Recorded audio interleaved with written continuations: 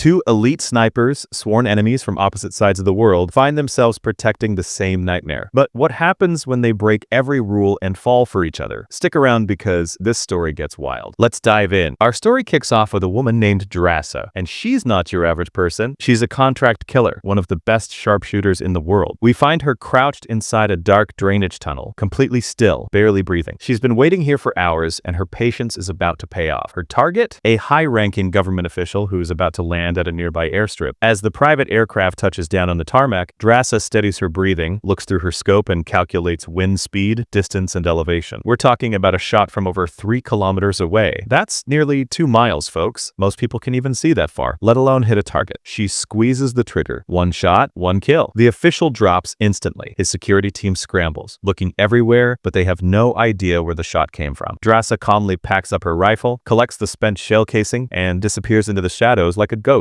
After each job, she visits her mother's gravesite where her father is usually waiting. It's their ritual. She hands him the shell casings from her kills, a physical reminder of the lives she's taken. It's her way of seeking some kind of absolution, even though forgiveness feels impossible. During this visit, her father drops devastating news. He has terminal cancer, and the doctors have given him months at best. He tells Drassa that if the disease doesn't take him first, he'll end things himself on Valentine's Day, February 14th. Why that specific date? Because he sees no reason to continue living. His wife is gone, and his daughter only visits once or twice a year because of her dangerous career. Drassa fights back tears as she tells him about her latest assignment. It's going to keep her away for an entire year. 1 full year of isolation. Her father simply nods, understanding that this might be their final goodbye. The weight of that realization crushes them both. Now, let's meet our second protagonist. Levi is a former elite military sniper, and his life is falling apart. Every night, he's tormented by horrific nightmares. Memories of his past missions, the faces of people he's killed, they all haunt him relentlessly. Sleep has become his enemy. One night after another brutal nightmare jolts him awake, Levi can't take the silence of his apartment anymore. He walks to the nearby beach, hoping the sound of crashing waves might bring some peace. As he sits on the sand, he pulls out a worn journal and starts writing. It's his only therapy, the only way he can process everything. Suddenly, his phone buzzes. A text message with just an address and the time. No explanation, just coordinates. Levi knows what this means. It's the kind of message you don't ignore. He heads to the location immediately. The address leads him to a classified military facility. Inside, he meets Commander Bartow, a stern woman with cold, calculating eyes. She gets straight to business. The government needs Levi for a special assignment, something that requires his particular set of skills. She reveals that Levi isn't just any sniper. He's a legend. Over 200 confirmed kills during his service. His record is nearly flawless. But before she explains the mission, Bartow asks him a deeply personal question. If you accept this assignment and something happens to you, is there anyone who would miss you? Anyone who would come looking? Levi hesitates. The question stings because he knows the answer. He's completely alone. No family, no friends. No one would miss me, he finally answers. Bartow nods, satisfied. That's exactly what she wanted to hear. Within hours, Levi is sedated and loaded onto a cargo plane. When he regains consciousness mid-flight, he's disoriented and confused. Soldiers surround him, but none will answer his questions. They confiscate his identification, his watch, everything that connects him to the outside world. One soldier finally speaks. In 5 minutes, you jump. We are entering restricted airspace. You'll walk 32 kilometers north after landing. That's where your post is. Before Levi can protest, the cargo door opens, wind screaming into the cabin. He's handed a parachute and pushed out into the night sky. Levi lands in a remote wilderness unlike anything he's ever seen. It's eerily quiet. No birds singing, no insects buzzing, just oppressive silence. For 2 grueling days, he treks through dense forest and rocky terrain until he finally reaches his destination. Standing before him is a massive watchtower overlooking the strangest thing he's ever witnessed, a colossal pit. We're not talking about some ordinary crater. This thing is absolutely enormous, stretching as far as the eye can see. Its depths are shrouded in total darkness. This is the Gorge. At the tower, Levi meets JD, the operative he's replacing. JD looks exhausted, like a man who's aged 10 years in 12 months. He's been stationed here alone, guarding this pit for an entire year, and he can wait to leave. But first, he has to brief Levi on the rules.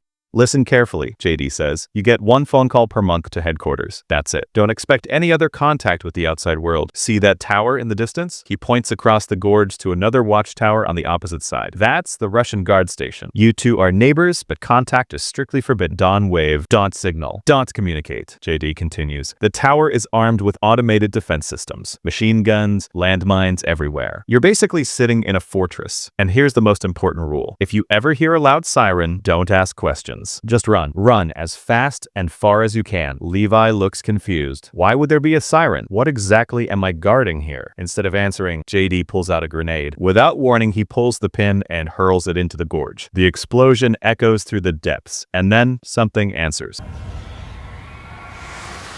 A sound rises from the darkness. It's not human. It's not animal. It's something otherworldly, a chorus of shrieks and howls that makes Levi's blood run cold. Those are called hollow men, JD explains calmly. They live down there. Your job is simple. Make sure none of them ever climb out. Back in 1940, the military sent 2,400 soldiers down there to eliminate the threat. Not one of them came back. Levi stares into the abyss, trying to process what he's just learned. Before he can ask more questions, JD starts packing his gear. His year is done. He's going home. As JD walks away from the tower toward the extraction point, he's smiling. Finally, freedom. But we know something JD doesn't. When the extraction helicopter arrives and lowers a rope, JD climbs up eagerly. As he reaches the top, a soldier asks for his identification. JD provides everything. Then, without hesitation, the soldier shoots him in the chest and cuts the rope. JD's body plummets to the ground below. The message is clear. Nobody leaves this place alive. The mission isn't just for a year. It's a death sentence. Days turn into weeks. Levi settles into a monotonous routine. Check the perimeter.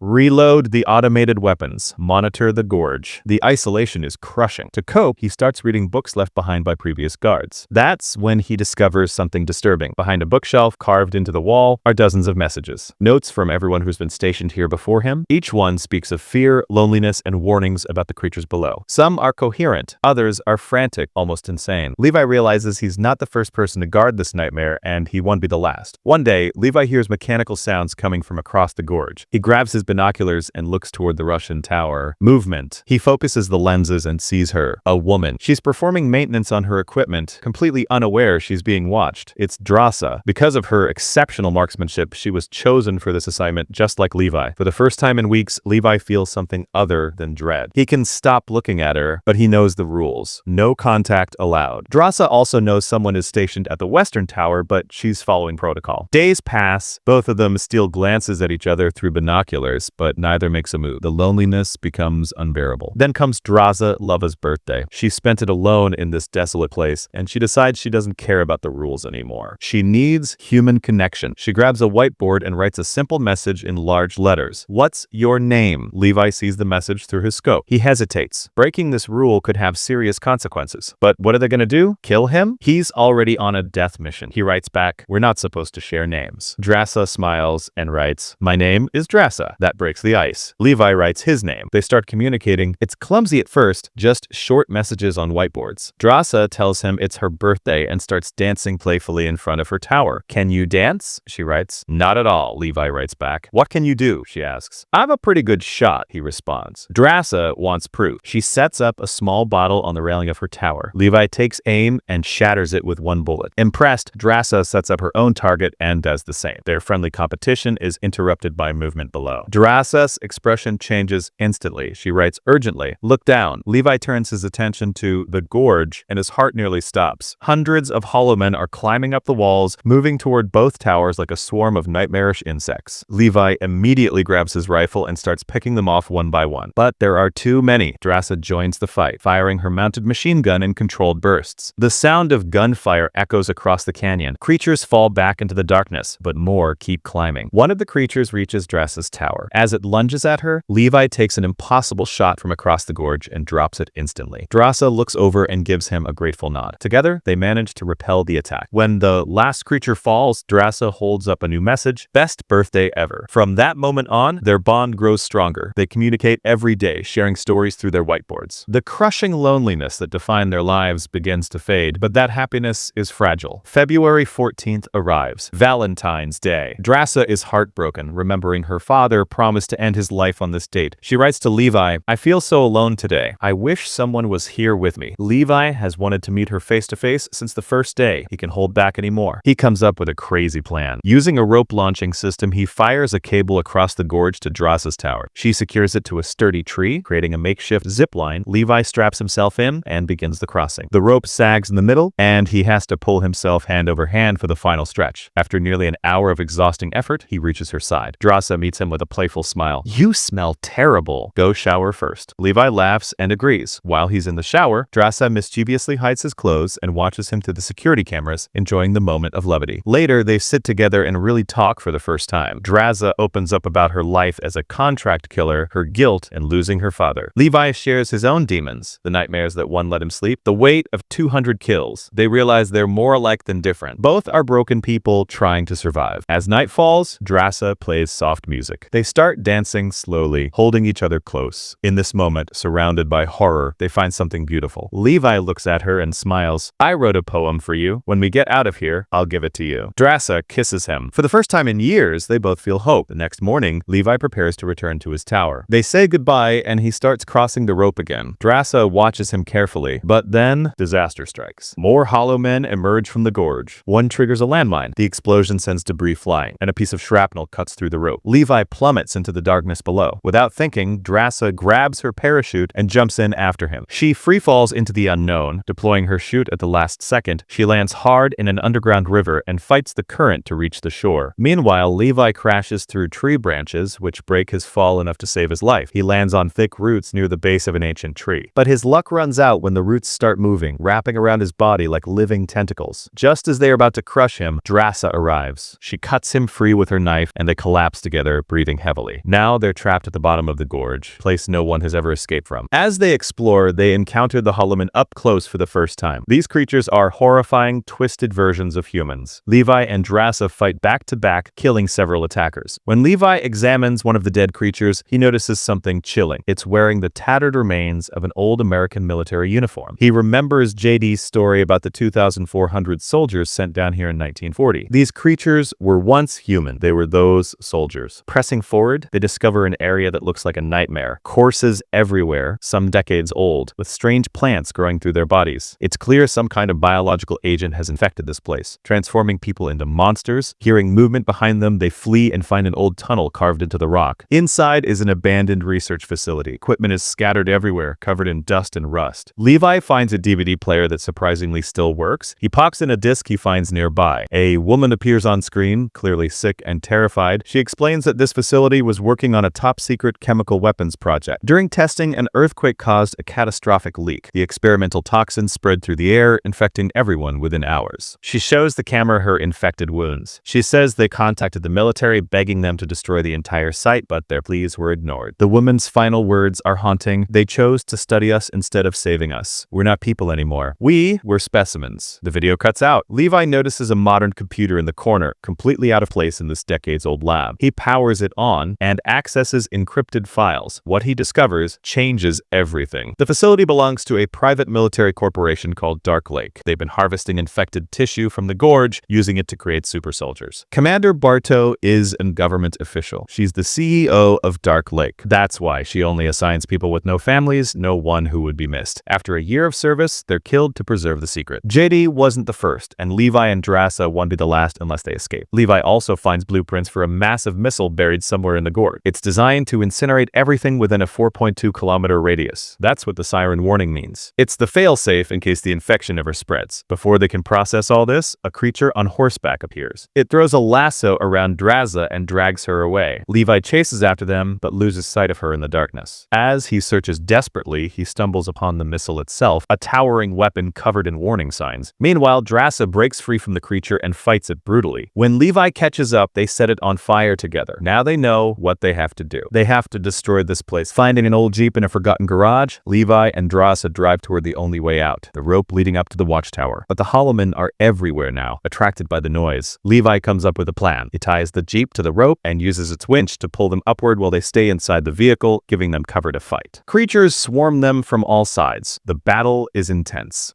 Just when it seems they'll be overwhelmed, Levi punctures the Jeep's fuel tank, gasoline pours onto the creatures below, he tosses a flare, and everything erupts in flames. The hollow men scatter, burning. Levi and Draza reach the top. Now they face a choice. They could try to escape, but Bartow would hunt them down. Or they could end this nightmare forever. Draza makes the decision. We destroy it all, then we disappear. I have a safe house in France. We can start over there. Together, Levi agrees. He returns to his tower and sets up explosives connected to the missile lash Gorge trigger system. Bartow contacts him via radio. Suspicious. Did you go into the Gorge? Our security systems detected someone accessed our computers. Levi lies smoothly. Not me. Must have been the Russian guard. Bartow does believe him. She's seen the surveillance footage. She knows what they're planning. Kill the Russian guard, she orders. She violated protocol. Levi pretends to agree, but Bartow realizes he won't do it. She decides to come to the Gorge herself to clean up this mess. But Levi and Drasa are already executing their plan. From a safe distance, Levi takes the longest shot of his career, hitting the explosive charge at the base of the missile. The siren blares immediately. They have minutes before everything detonates. Dang. They run through the forest as fast as they can. Drasa, being lighter and faster, makes it beyond the 4.2-kilometer blast radius. Levi, slowed by his injured leg, is still too close when the missile activates. The explosion is catastrophic. Fire and shockwaves consume everything. Bartow's helicopter is caught in the blast, killing her instantly. The Gorge collapses in on itself. Every holoman, every trace of the infection, everything is incinerated. Levi is thrown by the shockwave into a river. The current sweeps him away. Drasa survives, standing on a cliff overlooking the destruction. She waits for Levi all night, but he doesn't come. Tears stream down her face as she accepts that he's gone. She's alone again. Months later, we find Drasa in France. She's left her old life behind, working as a waitress in a small cafe. It's quiet, normal, everything she never thought she'd have, but she carries the weight of losing Levi every single day. One afternoon, as she's serving customers, she turns around and freezes. Levi is standing there, alive, smiling at her. He survived. The river carried him miles away from the blast, and he spent months recovering and tracking her down. Drasa runs to him, and they embrace tightly. Against all odds, they found each other again. And this time, they're free. The Gorge is gone. The nightmare is over. And two broken people finally have a chance at happiness. And that's The Gorge, folks. A wild ride from start to finish. What did you think? Would you have jumped into the abyss to save someone you love? Drop your thoughts in the comments below. If you enjoyed this recap, smash that like button and subscribe for more movie breakdowns. Thanks for watching, and I'll see you in the next one.